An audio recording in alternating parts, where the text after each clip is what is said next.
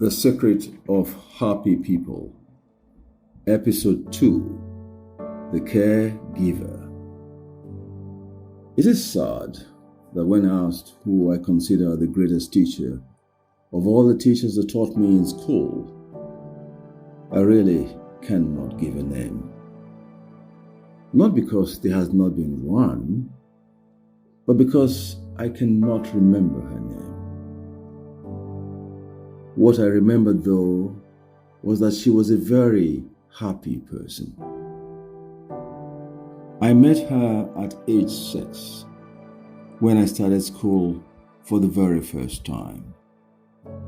She was my teacher, and I was only one of her numerous pupils.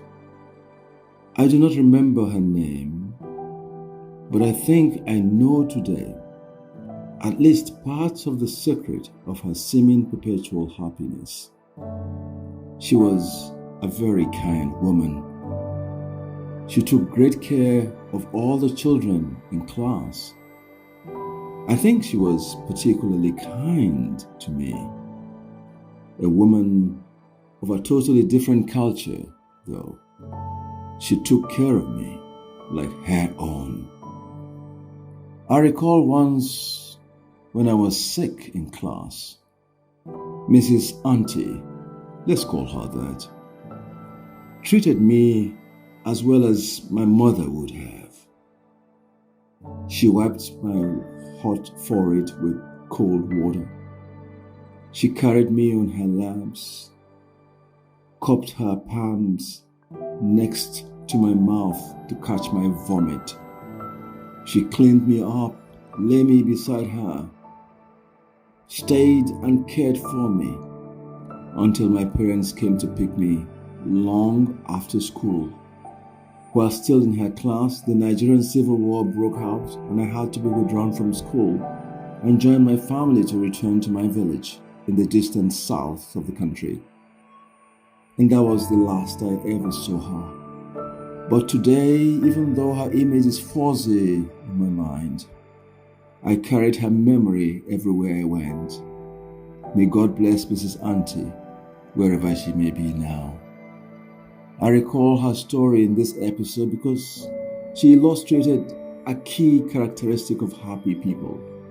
They care. They care irrespective for everyone and everything, especially in their custody. They polish, they cherish, and they grow and multiply everything that they are responsible for, even where the thing or the person may not belong to them, as in the case of this teacher. They take care of other people's things with great love.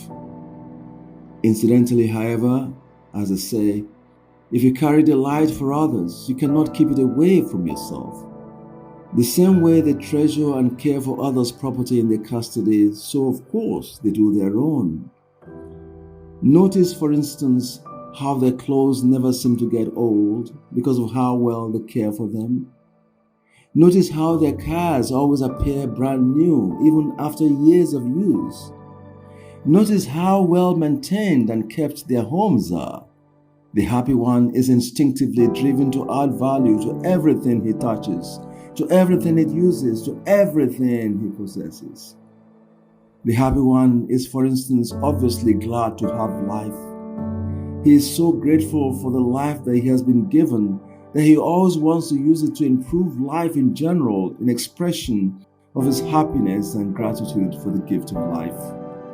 The happy one gives his utmost to every little opportunity that life grants him. Thus, they seem to increase everything that they are responsible for. So why can it then ever be a wonder that abundance always flourishes in their happy and grateful hearts?